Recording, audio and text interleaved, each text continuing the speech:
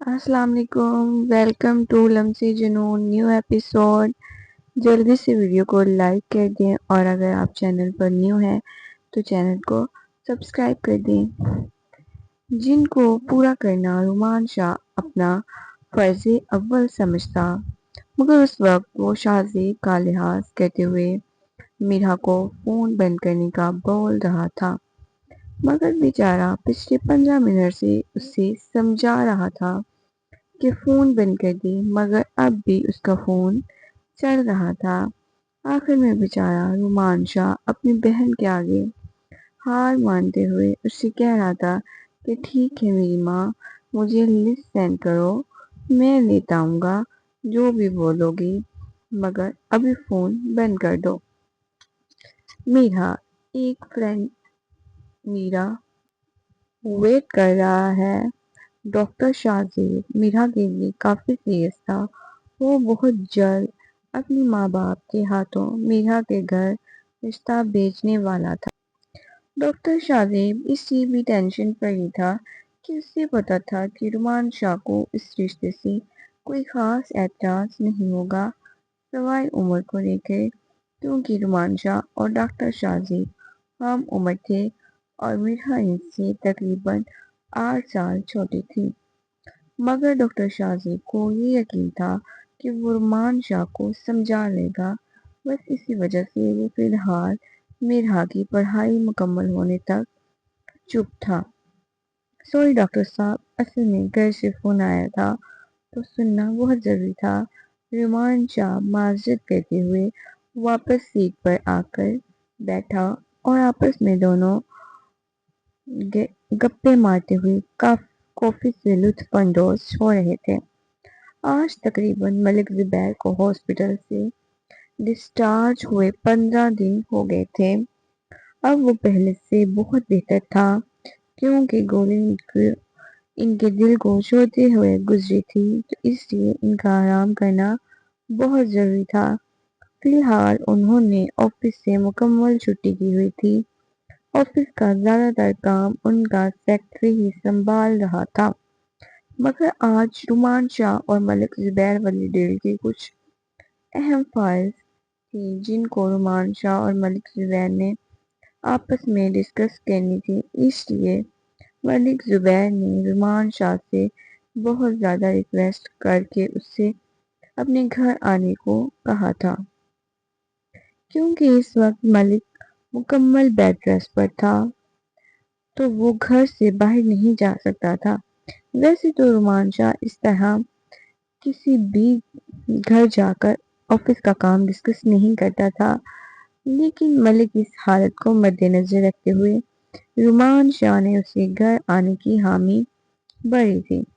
رفعت بیگم، آج میرا ایک اسپیشل گیسٹ آنے والا ہے، تو پلیز آپ بہت اچھے سے ڈنر کا انتظام کروا دیں، کیونکہ جب وہ پارٹی میں آئے تھے تب بھی وہ کھانا کھائے بغیر ہی چلے گئے تھے، تو میں چاہتا ہوں کہ آج وہ ہمارے گھر سے ڈنر کر کے جائیں۔ میرے لیے وہ بہت خاص ہیں، اس لیے آپ اپنی نگرانی میں ڈنر تیار کروائیں۔ ملک زبیر اپنی بیگم رفعت کو بول رہے تھے، جی جی آپ بے فکر رہیں، میں اپنی نگرانی میں ڈنر تیار کرواؤں گی، آپ کو کوئی شکایت نہیں ہوگی۔ فی الحال تو آپ تھوڑی دیر آرام کر لیں، تب تک میں جا کر سب تیاریاں دیکھ لوں۔ رومان شاہ اور ملک زبیر جب پیپرز میں کچھ ڈیل کے مسائل ڈسکس کر رہے تھے تو اس وقت بڑے دروازے کھلا اور دھڑ سے دروازہ کھلا اور میرب روم کے اندر داخل ہوئی، جس کو یہ نہیں پتا تھا کہ اس کے بابا روم میں کوئی اور بھی موجود ہے۔ وہ دندناتے ہوئے روم کے اندر داخل ہوئی تھی، مگر سامنے بیٹھے ہوئے بندے پر نظر پڑتے ہی وہ اپنی جگہ پر سیٹل ہو کر رہ گئی۔ سامنے کرسی پر رومان شاہ بیٹھا ہوا تھا، جس نے اس وقت فل وائٹ کلر کا کرتا اور شلوار پہن رکھا تھا اور گلے میں بلیک کلر کا اسکالر اس ظالم کی پرسنالٹی اتنی خوبصورت تھی کہ دیکھنے والا اس کو ایک بار تو دیکھے بنا نہیں رہ سکتا تھا۔ میرا بیچاری تو ویسے ہی پہلی ملاقات سے ہی اس پر فدا تھی۔ اسے دیکھ کر وہیں پر کھڑی اسے دیکھی جا رہی تھی کہ ملک زبیر نے آواز دی تو وہ سکتے کی حالت سے واپس آئی۔ میرا بیٹا وہاں پر کیوں کھڑی ہو؟ آگے آ جاؤ، کچھ کام تھا۔ آپ کو نہیں بابا، میں باغ میں آ جاؤں گی، کچھ خاص کام نہیں ہے۔ وہ انکتے اٹکتے صرف اتنا ہی کہہ پائی تھی اور روم کا دروازہ کھول کر باہر آ گئی اور روم کا دروازہ بند کر دیا اور اپنے دل پر ہاتھ رکھے ہوئے کتنی دیر دیوار کے ساتھ ٹیک لگائے ہوئے کھڑی رہی۔ ہاں تو رومان شاہ بولو، ہم اس مسئلے کو کیسے حل کر سکتے ہیں؟ ملک اور رومان شاہ آپس میں مسئلے کو ڈسکس کر رہے تھے مگر باہر کھڑی میرم رومان شاہ کا نام پتہ چل گیا تھا۔ اچھا جی، تو اس بندے کا نام رومان شاہ ہے؟ سوٹ کرتا ہے اس بندے پر اس کا نام، جتنا ڈیشنگ خود ہے اتنا ہی ڈیشنگ نام رکھا ہوا ہے۔ میرم اپنے دماغ میں ہی سوچ کر مسکرا رہی تھی۔ رومان کو چھوڑیے، کالی شاہ اس پر تو بہت سوٹ کرتا ہے۔ شاہ تیار ہو جائیں، میرم ملک آپ کی زندگی میں بہت جلد انٹری مارنے والی ہے۔ پسند آ گئے ہیں آپ میرم کو؟ جو چیز میرم ملک کو پسند ہوتی ہے اسے میرم اپنا بنا لیتی ہے۔ وہ خود سے ہی باتیں کرتی ہوئی شرما کر اپنے ہونٹ کا نچلا کنارا چاٹتے ہوئے میں روم میں آ گئی۔ ہائے اللہ میاں، یہ کتنا خوبصورت ہے۔ اللہ میاں اگر تو دعائیں سنتا ہے تو اس بندے کو میری قسمت میں لکھ دے۔ میرم نے جب سے ہوش سنبھالا آج پہلی بار اس نے دعا کر کے اپنے رب سے کچھ مانگا تھا، کیونکہ میرم کو ہمیشہ ہر چیز تھالی میں سجی ہوئی ملی۔ میرم آج اپنے دل کے ہاتھوں سے مجبور ہو کر اپنے رب سے رومان شاہ کو مانگ رہی تھی، اس بات سے بے خبر ہو کر کہ رومان شاہ کانٹوں سے بھرے ہوئے ایک جھاڑ کا نام ہے جس سے مل کر نازک سی میرم ملک نے زخموں سے چور ہو جانا تھا۔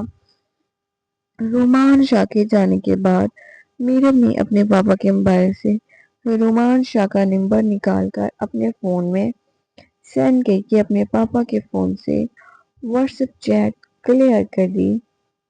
اب وہ اپنے بیڈ پر لیٹے ہوئے رومان شاہ کا نمبر اپنے فون میں سیو کر رہی تھی۔ لگے ہاتھوں میرم نے اپنے پاپا کے فون سے رومان شاہ کے what's app D P pictures بھی اپنی طرف سینڈ کر دی تھی، جسے اب وہ اپنے فون نمبر سیو کرنے کے بعد وال پیپر پر لگا رہی تھی۔ الرحمن شاہ کی پکچر تو اپنے فون کی سکرین پر لگاتے ہوئے اس پر اپنے لب رکھ کر اس کو محبت کا پہلا تحفہ پیش کیا۔ I love you شاہ، میرا باپ سے بہت پیار کرتی ہے۔ میرا کو خود پر یقین نہیں آ رہا تھا کہ وہ کسی لڑکے کے لیے اس قدر پاگل بھی ہو سکتی ہے۔ وہ تو ہمیشہ خود کو بہت چیز سمجھتی تھی۔ کالج میں ہزاروں لڑکے اس پر مرتے تھے مگر میرم نے کبھی ان کو گھاس تک نہیں ڈالا، اور آج وہ خود سے آگے بڑھ کر کسی لڑکے کو پرپوز کرنے والی تھی جو اس کی شان کے خلاف تھا۔ مگر یہ تو سچ ہے کہ بندہ اپنے دل کے ہاتھوں سے مجبور ہو کر کبھی کبھی وہ کر گزرتا ہے جس کا کرنے کا اس نے کبھی سوچا بھی نہ ہو۔ رومان بیٹا، کم سے کم ناشتہ تو ڈائننگ سے ڈھنگ سے کر لیا کر۔ امی جان پلیز، مجھے آفس سے دیر ہو رہی ہے، میں وہاں جا کر کچھ کھا لوں گا، آپ پریشان نہ ہو۔ رومان شاہ اپنی ماں کے ماتھے پر اپنے لب رکھ کر چومتے ہوئے اب اپنی ماں کا ہاتھ چوم رہا تھا۔ بیٹا تمہارا اپنا آفس ہے، اپنا کاروبار ہے، مجھے تو یہ سمجھ نہیں آتی کہ کیوں تم ٹائم ٹیبل کے اتنے پابند ہو کر جاتے ہو، جیسے کہ تمہیں جا کر کسی کی نوکری کرنی ہو اور تمہارا مالک ناراض ہو جائے گا تمہارے لیٹ آنے سے۔ میری پیاری امی جان، کام تو کام ہوتا ہے، پھر چاہے وہ اپنا ہو یا کہیں پر جا کر آپ کی نوکری کرنی ہو، جب تک انسان ٹائم کا پابند ہوتا وہ زندگی میں کچھ بھی حاصل نہیں کر سکتا۔ بندہ اگر وقت کی قدر نہیں کرتا تو وہ اس کی قدر نہیں کرتا۔ بس رومان بیٹا، تم ہر بار مجھے اس طرح دلیلیں دے کر چپ کروا دیتے ہو اور تم خود کو ذرا بھی خیال نہیں رکھتے۔ میرے خیال سے اب تمہیں شادی کر لینی چاہیے تاکہ کوئی ایسی آ جائے جو تمہیں لگام ڈا کر تم سے زبردستی کر کے تمہارا خیال رکھے۔ اس دنیا میں ابھی ایسی کوئی پیدا نہیں ہوئی امی جان جو رومان شاہ کو لگام ڈال سکے۔ آپ کا بیٹا بے لگام گھوڑا ہے جو اپنی مرضی سے اپنے اصولوں پر جیتا ہے۔ مجھے پتا ہے کہ میرا بیٹا بے لگام گھوڑا ہے، مگر جب کوئی بہت پیار کرنے والی آ جائے گی تو وہ اس بے لگام گھوڑے کو اپنی محبت سے اپنے پیار کی لگام میں ڈال دے گی۔ بابا بابا، میری پیاری اماں جان، آپ کو کیا ضرورت ہے کہ آپ کسی اور کو لے کر آئیں؟ میری پیاری امی جان، آپ خود ہی مجھے لگام ڈال دیں۔ مجھے بہت اچھا لگے گا اگر میری پیاری امی جان مجھے لگام ڈال کر کھینچیں گی، اور رہی کسی اور کی بات تو اتنی کسی اور میں اتنی جرأت نہیں کہ وہ رومان شاہ کو لگام ڈال کر رکھ سکے۔ اور ان پیار محبت کی فضول چکروں میں اب مجھے نہ ڈالیں۔ پاس زندگی میں نے کرنے کے لیے ابھی بہت کچھ ہے، ابھی بہت ساری ایسی اچیومنٹس ہیں جو میں نے حاصل کرنی ہے۔ شادی ایک فضول کام ہے جس کے بعد انسان کسی کام کا نہیں رہتا، تو اس لیے آپ اپنے آپ کامیاب بیٹے کو ناکام مت بنائیں۔ امی جان، میری باتوں سے ناراض نہیں ہونا، پلیز سمجھنے کی کوشش کیجیے گا۔ رومان شاہ یہ بول کر اپنی ماں کا ماتھا چوم کر اللہ حافظ بولتا ہوا گھر کا دروازہ کھول کر باہر نکل گیا۔ رومان شاہ کی ماں اپنے بیٹے کو جاتے ہوئے دیکھ کر ایک ٹھنڈی سانس بھرتے ہوئے سوچنے لگی کہ رومان شاہ، تم کیا تھے اور کیا بن گئے ہو؟ یہ تم نے اپنے اوپر کیا خول چڑھا لیا ہے؟ تم تو وہ رہے نہیں جو تم تھے۔ ماں ہو اس لیے تمہارے دل کے اندر کے حالات سے بہت اچھی طرح سے واقف ہوں۔ وہ گہری سوچ میں بیٹھی، سوچتے ہوئے چائے کے چھوٹے چھوٹے سیپ لے رہی تھی۔